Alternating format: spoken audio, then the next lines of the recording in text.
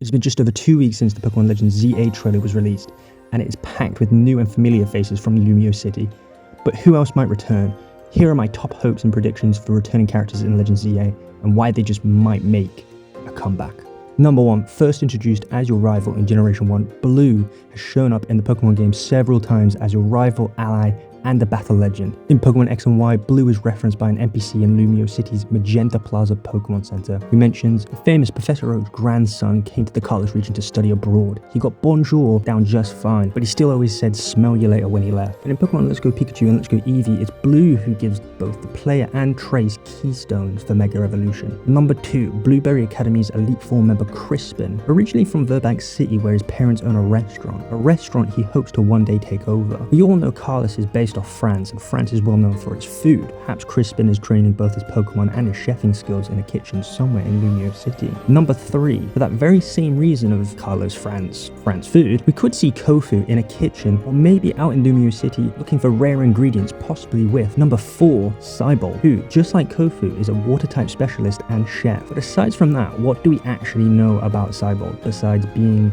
an Elite Four member who is also a chef? Not much, really. Perhaps we can get some more backstory and characterization when ZA comes out. And on the topic of a lack of lore, here's number 5, and I'm lumping these lot together. Drasna, Wikstrom, Malva, and Diantha are characters we don't know much about. Drasna is from Sinnoh, Wikstrom is descendant from a family of knights, Malva is an ex-Team Flare member, but we don't know her rank, and she's the face of the Holocaster, and Diantha is a world-famous actor when she isn't performing her duties as the Kalos champion. Very odd how we know very little about the final bosses of the Kalos game, and honestly sometimes I feel like we know more about Bald Guy from Galar. In the trailer we see a quick shot of the Looker Bureau, which was a big part of the post-game in X and Y, as was number 6, Emma, who is now the head of the Looker Bureau. I have no doubts we'll see an old Emma who works as a private detective. We could also see another return of Looker and Annabelle, hopefully teaming up with Emma to investigate Quasartico, who is clearly evil. And speaking of Quasartico, number 7, Colress. And if you haven't already watched my previous video on Jet, the CEO of Quasartico, I highly recommend you do for an explanation as to why Colress is returning. A link will be in the description and the cards. Macrocosmos is another massive company in the Pokemon world, with Chairman Rose serving as president and Oleana, his secretary, serving as vice president. But after Rose is defeated and vanishes mysteriously at the end of Pokemon Sword and Shield, who takes over as president? Number 8, Oleana, the new Macrocosmos president. Could Oleana be found hashing out a deal or a contract with Quasartico's Jet? At the very least, maybe we can find some references to either Macrocosmos or Oleana inside the Quasartico Inc. building. Possibly hiding somewhere inside the Quasartico building could be number 9, Clement and Sophocles. These two electric type specialists and inventors could be working away in a lab with the aid of Clement's sister Bonnie. Clement is the co-creator of the Rotom Pokedex, an invention that was most famously used in Sophocles' home region of Alola. And with the new technology being implemented across Lumio City, Quasartico could definitely need the help of some brilliant minds to aid in the redevelopment process. I do doubt we'll see many, if any, of the gym leaders in Legends ZA. I'll be surprised if we do in fact see Clement or Bonnie in a gym leader station, considering the Prism Tower no longer appears to be operating as a gym now based on the lack of gym logos. At this point, I'd like to bring up a few honorable mentions I don't think we'll see in Legends ZA. I personally feel that they don't have any place in it, and they are Tierno, Shauna, and Trevor. Each of them had their own goals to accomplish in X and Y, and I don't see how any of them could complete those goals if they stayed at home. For one, Trevor's house from X and Y doesn't appear to be there anymore, seemingly being replaced with a building I believe is somewhat reminiscent of the Pelegania Opera House. Caleb and Serena are also not appearing anywhere outside of the likely small dialogue reference thrown into conversation by AZ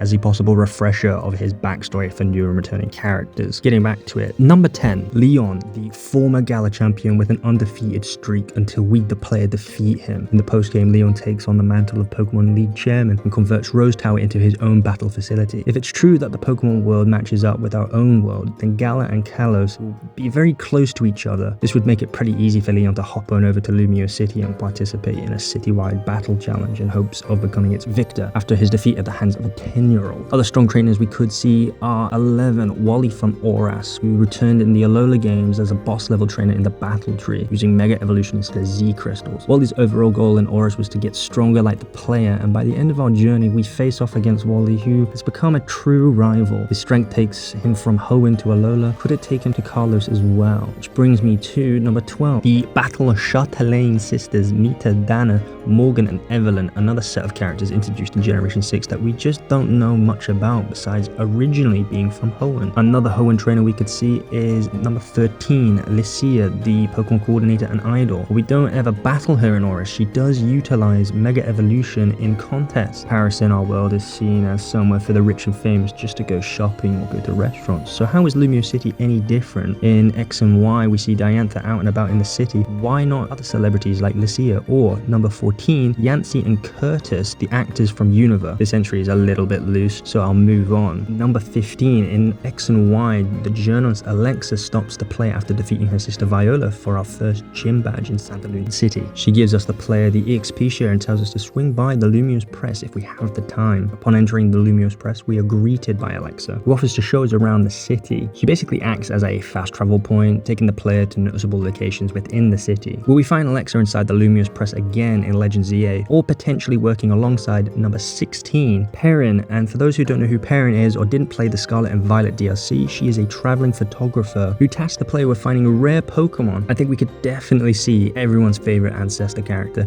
in Lumio City taking pictures of the redevelopment and inhabitants of the new biomes. Next up is number 17, Professor Sycamore. A lot of people are talking about how Sycamore's lab isn't where it once stood in X and Y, and actually, yeah, it's not there anymore. It's off to the right of where it is in X and Y. We should keep in mind that Generation 6 Lumiose isn't on the same scale as Generation 9 Lumiose. The position of certain buildings doesn't have to be exactly one-to-one. Think Hyrule from The Legend of Zelda. Those maps aren't always the same. Number 18, we know that once upon a time Rowan mentored Sycamore. Interestingly, both study different types of evolution. Could Rowan visit the young lad he once mentored? Finally, we come to number 19, Dexio and Cena, Sycamore's aides in X and Y, who also provide the player with the Zygarde cube to find and collect all the Zygarde cores and cells in Alola. With Zygarde being the focal point in this game, I don't doubt the return of Dexio and Cena, perhaps working on the research they gathered in Alola to shed some light on the different forms of Zygarde we will definitely see in Pokemon Legends ZA.